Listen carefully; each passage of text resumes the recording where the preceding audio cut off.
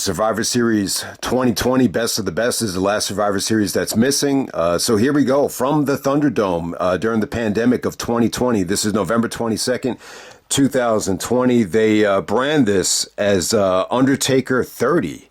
This is the last, I guess this is where Undertaker makes it official. He debuted at Survivor Series 1990 with, the $1 Million Man, Ted DiBiase, announcing him down to the ring. And 30 years later, he makes it official that this is his retirement. It's really a shame that him and AJ couldn't wrestle with fans. But, there's still a lot to like about Undertaker's last match against AJ Styles, the Boneyard match. I think a lot of people really enjoyed it. But, yeah, man. Let's get right down to it. I think this is a pretty good show. I really, really enjoy, the champion versus championship match between Drew and Roman. It really felt like a, WrestleMania style main event. I think there's a lot to like about it. I think looking back on it, this easily could have been my match of the year for 2020. I'm not crazy about the finish, but it does make sense within the context of Jey Uso's career and the bloodline and everything like that.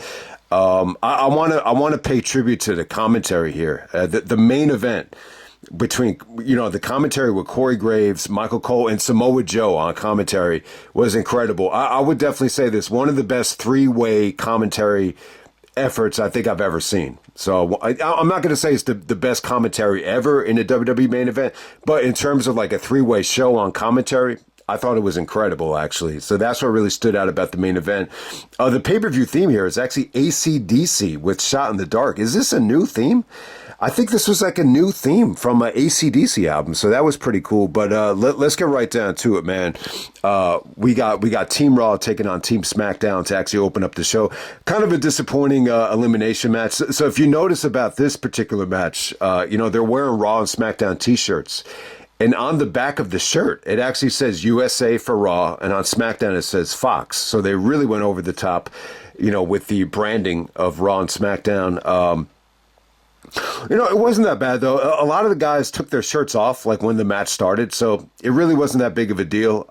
In terms of the actual match, it's really disappointing because Raw is actually the sole survivors here. That nobody gets eliminated from Raw, so the sole survivors are AJ Styles, Braun Strowman, Keith Lee at the time, Matt Riddle, and then Sheamus. Representing Team SmackDown, it's Jey Uso, Kevin Owens, Baron Corbin as King Corbin, Otis, and Seth Rollins. So what really stood out about this match is Rollins. I always thought like Rollins had an incredible performance here. I think it was the next year at Survivor Series in Brooklyn. That actually featured fans. Rollins' performance in that match was great.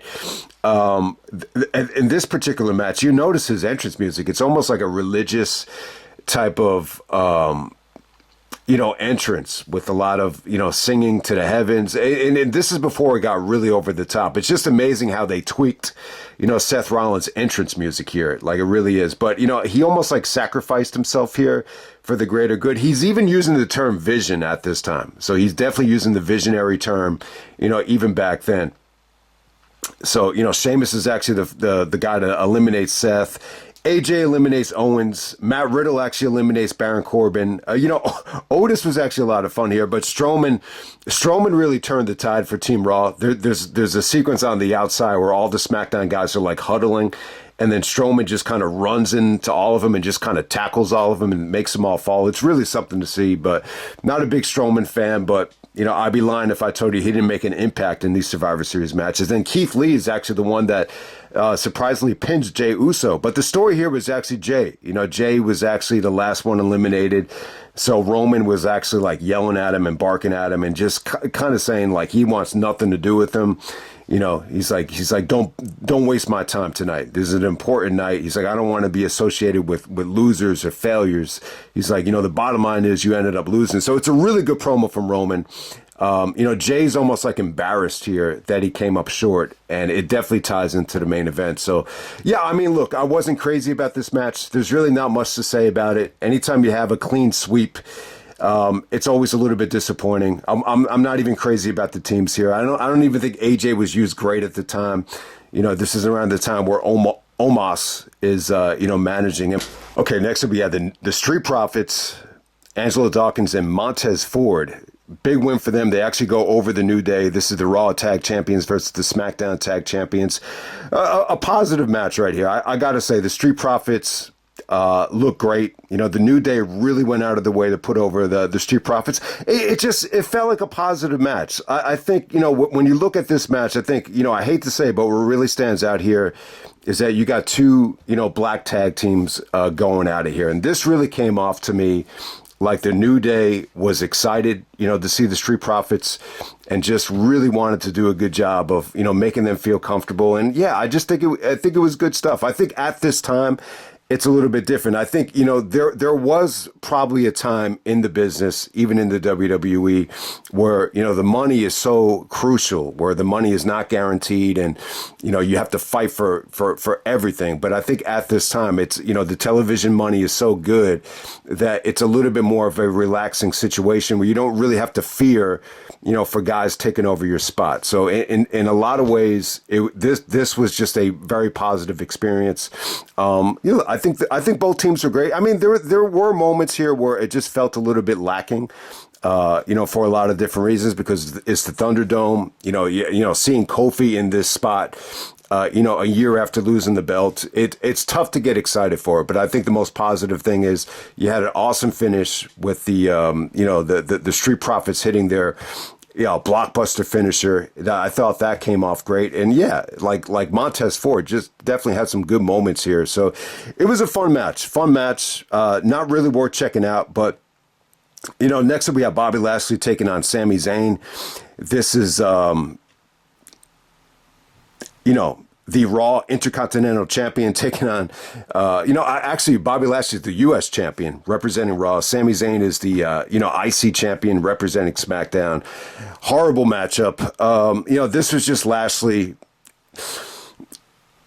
just going over Sami Zayn in a pretty dominant fashion. The problem here is Sami just wasn't taking the match serious.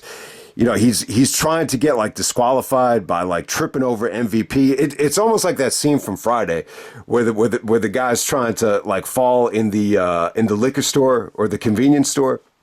He's like, what was that guy's name again? I can't remember his name, but he's like, man, you know how much you can get for falling in the stove?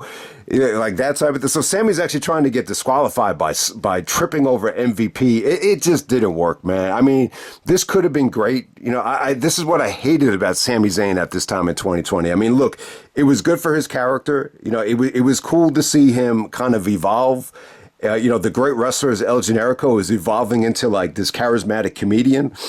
But, him going up against Lashley, it's too unrealistic of a matchup, for it to be a back and forth, slugfest. If you had gotten El Generico underdog going up against Bobby Lashley, it could have been great. But I don't know. This just didn't hit for me. Definitely the most disappointing match of the night. No doubt about it, because it did feature two great wrestlers. I think Lashley could be great when he really wants to be. All right, next up we got Sasha Banks taking on Asuka. I love the match. Awesome stuff. I think both girls looked terrific. Just very fluid in terms of the counters and the pins. Just great back and forth in terms of just execution wise. It just flowed really nicely in terms of the pins, in terms of the strikes. Some of the submission stuff. The sequencing was just really, really good stuff. Sasha actually does go over. A fun little match here. I got to say about Sasha Banks at this time. I would say in terms of. And I know, when you look back at the history of some of the women in WWE, a lot of the hottest women, like a Tori Wilson or a Stacy, they just didn't want to wrestle or they were awful wrestlers. But Sasha Banks, in terms of, hotness, in terms of just, looking like $1,000,000 and then at the same time being an amazing wrestler, I think she's the best at combining both. I mean, when you look at Sasha here, she's just in incredible shape. This is the hottest I think she ever looked. I say to myself, wow, her physique, she just looks so slim and so toned. This is one of the hottest divas ever. And then at the same time, she's arguably, maybe the best in terms of a female wrestler that they've ever had. I mean, she's definitely up there. She's easily in the top 5. She might even be in the top 3. She might even be the best. I mean, she's that good. And she looked amazing at this time in terms of just,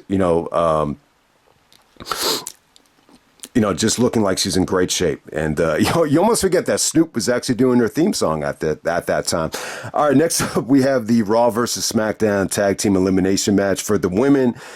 Team Raw is Lacey Evans, Lana, Nia Jax, Peyton Royce, and Shayna Baszler. So the key thing in this match, and Lana is the sole survivor here. The way they booked this thing was laughable, but it was different. It was unique. The Nia Jax and Shayna in particular, they did not want Lana involved. They didn't want her to screw up the team. So they just had her like isolated, and they just told her, don't get into the match. Just leave. They basically told her to leave. Like that's what went on here. Team SmackDown's actually Bayley, Bianca Belair, Liv Morgan, Natalya, and the tortured soul of Ruby Riot, aka Ruby Soho, from AEW. I gotta say, a mixed bag of talent here. A lot of the girls looked in great shape at that time, especially Bayley, Liv Morgan.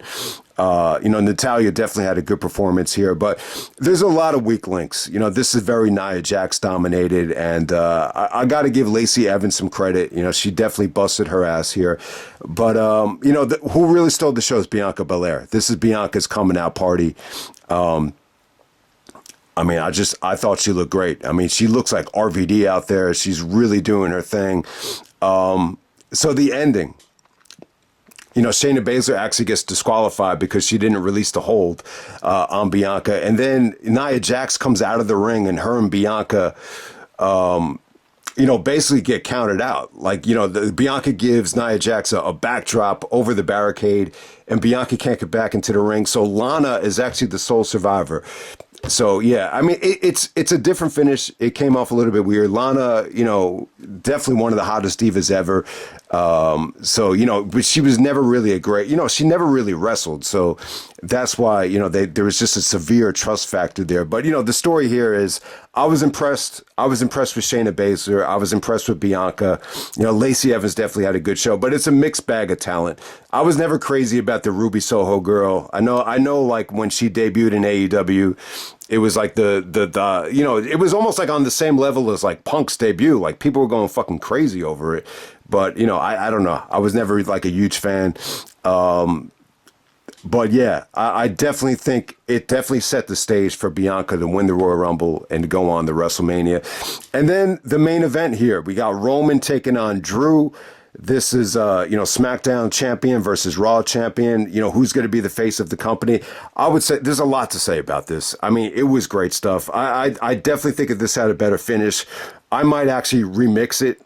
I'm not going to remix it, but you know what I'm saying? Like I would, if I had the chance to do it over again, I might say this was the match of the year for the WWE in 2020. It definitely could have been. If just needed just a slightly better finish. The finish definitely makes sense in context of the bloodline, and you definitely needed to tell the story of Jey Uso, proving himself to Roman by what he did in the main event here. Look, they could have went either way. When I look at this time, I say to myself, fuck, man, Drew really got screwed. He got screwed with that half-ass match with Brock at WrestleMania, which wasn't his fault. There's no fans there. And then at the same time, Brock kind of phoned it in. What was it, like a 5-minute match? And then, this WrestleMania, Drew got screwed because there was a fucking rain delay. There's a rain delay, and then he wrestles Bobby Lashley, which wasn't the match I wanted to see Drew wrestling. And I didn't like the fact that they opened up the show. The silver lining is you gave Sasha and Bianca the WrestleMania main event, which was awesome. But, I did not like the fact that Drew did not get the chance to main event WrestleMania in front of fans. I've always felt bad about it. But this match is great, though. I would say, like, in terms of the way they looked and the way it was executed and the commentary with Joe and Michael Cole and Corey Graves, the commentary was just awesome here. It felt like they really, and this is one of the great things about the pandemic, and I thought, like, it was going to be a bigger X factor than I originally thought, especially going into WrestleMania. But in this particular match, the commentary was just on fire here. Joe busted his ass here. Cole was great. I'm not the biggest Michael Cole fan, but around this time, like he really sold this match very well. I'm not going to go into specifics, but look, man, you easily could have went with Drew here, but the match was bigger for Roman. You got to keep in mind, Roman's coming back from being sick. He had just won the belt. They just put him with Paul Heyman. It was huge. I think Roman definitely had to win this match. But when you look at both guys here, and this is some of the criticism going on. I know PS Power has done a lot of videos over the last couple of weeks, like where is the star power? How do they expect? How does the WWE expect us to buy into these people as main eventers? And it's going to get worse because we might have a time in the next couple of years where you got guys like Dominic Mysterio. And no disrespect to Darby Allin. I love Darby more than anybody. And I know there's a lot of guys that want to see Darby as champion. And I do too, to a degree. But I'm just saying, get ready for the storm. If Dom and Darby are champions at the same time, a lot of people are going to really crap on it. But when you look at Roman and you look at Drew, this is an example of two guys that are great wrestlers that are really coming into their own, and they look like larger than life superstars. They look like they're in great shape. They look like superheroes. I mean, they were training their asses off this whole year, and that's one of the there's always a silver lining to anything. And when you look at Roman with the health scare, if it wasn't for that, it really gave him some time, just to get away and work on everything here. His physique, working with Heyman, which is obviously well documented, but you could definitely see it here. And I would say if anyone wants to say that Roman, never had it and that the guy was overpushed and he sucked, this is your case. You show them this match in the heart of the pandemic, in the heart of the Thunderdome. This is when he's doing his best work. I just think execution-wise, some of these spots were just incredible. The Samoan drop through the table. There's an awesome barricade spot. Roman is selling his ass off with the bad arm. McIntyre, just some beautiful interceptions with the Claymore. To break up the spear and some of the even the Superman punch stuff. I hated the Superman punch finisher, but in this match, they got a lot out of it. Even some of the transitions with Drew's, Future Shock DDT came off awesome. The ending, you got a goofy ref bump. Jey Uso comes out of nowhere. He super kicks Drew McIntyre. And then when the referee regains consciousness, Roman has a front face guillotine face lock locked in. And by the time, he hit it in the vertical position. It was cool. But by the time Drew dropped, he passed out. So they clearly went with Roman over Drew. But when you watch this match back, you could have easily gone either way. I say to myself, man, Drew really could have been the face of the company, but obviously they chose Roman, and it was a good decision. It was the right decision. You can't argue with it. You can see a lot of money in Roman with the championship, with the new physique, and with Heyman as he's coming down to the ring. You just say, wow, like he finally got there. And Drew too. It's an amazing transformation what both guys went through. When you look at Drew, right before he got fired, and then when you look at Roman, even when you look at Roman when he's stinking out the joint against Undertaker in the main event of WrestleMania, it's an incredible comeback from both of these guys. And they both look like $1 million. They both look like superheroes, and they could both go in the ring too. I think that's really the important thing about it. I was very happy with this main event. I think it's great. Look, I know a lot of people weren't crazy about these, Raw versus SmackDown matches, but a couple years, you got either dream matches that you never thought you would see before, or you got WrestleMania quality main events like Roman and Drew. I would even prefer this over the Clash in the Castle match. I just think they looked better in this match, but that Clash in the Castle match, that had a bad finish as well. That was Solo Sikoa's debut.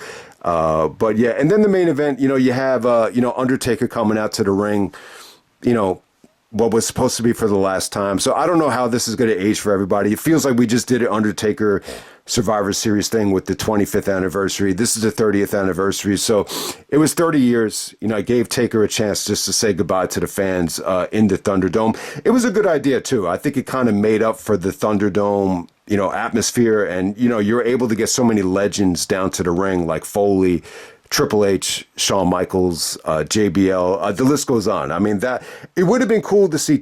I really wanted to see Taker out of character, just interact with some of the guys he used to work with. The way they did it here, the video package is awesome. The video package is like the highlight of the show.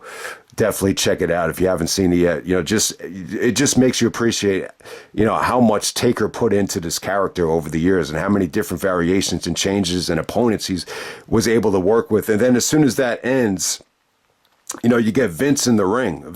Vince looks, broken down. I mean, I hate to say it. It's just a weaker version of Vince, but it was cool that Vince was there. I mean, he was able to pay his respect, to Undertaker, who is, say what you want about Taker in the ring. I would never consider Taker the greatest of all time. He's just had so many, bad feuds and bad matches. And I know a lot of them weren't his fault, but in terms of, being a consistent box office draw for a long ass time, longevity, Undertaker's been more valuable than anybody, from Vince McMahon's POV. And, I just think, it's an incredible relationship between Vince and Undertaker. When you hear about the phone call and, the inception of, the Undertaker, it's an incredible story. So, it's only right to have Vince, announce him down to the ring, and then Taker just, the Undertaker entrance. It felt like it lasted forever, but he was able to say goodbye and kind of wrap it up here. But it was not the last time we saw of Undertaker. I'm sure this probably hasn't aged that well because it feels like Taker's done a lot over the last couple of years, whether it's podcasts, whether it's the Tough Enough show, and everything that he's done. He's even he's even appeared in the main event of WrestleMania. So we got to see a lot more of Taker. It's not like it's the last time we ever got to see him, but it's cool. Like within the context of Survivor Series, it made it official that it was going to be 30 years. So that's the coolest thing about it. But it's a pretty good show, man. I really wanted to see this show live. I remember at the time I was really close to, paying off my student loans. And that was around the time where I didn't trust the WWE network. I didn't want it to be a situation where, they would freeze my account because of a suspicious act. I mean, it sounds retarded now, but that's the lack of trust that I had back then. I was just like on such a mission just to pay off these student loans. And so I would only buy the WWE network with a gift card. And for some reason, I couldn't find any gift cards at GameStop or Walmart. So I ended up passing on the show, because of that, which sounds retarded, like looking back on it. But I think things have just gotten a little bit more secure. I just had so many like bad experiences over the years with that I've just had like a severe lack of trust issues with any sort of site that I didn't think was authentic. But with the WWE, it's such a monster. It sounds stupid looking back on it, but that was the situation back then. But I really did want to see the show, but I did pass up on it. But it was cool to review it, though. It was, I would definitely say it was good. It was definitely one of the better shows, I think, of 2020. I think Roman and Drew is really, really good. The Survivor Series matches were kind of underwhelming, but there was some good stuff on the show. I would definitely say Sasha Banks and Asuka and Roman and Drew, definitely worth checking out. But that's Survivor Series 2020. And War Games, Survivor Series, War Games. We're just hours away. I haven't even really watched Raw from this past week, but I heard there was an incredible segment with Punk, Roman, and Cody. And I mean, look, I definitely think there's going to be something going down tonight that's going to, build to WrestleMania. But we'll see. It should be an incredible show. It should just be fun to watch, man. It should be a lot of fun. But that's pretty much it. That's Survivor Series 2020, the last of the Survivor Series. We finally got through it, and I'm out.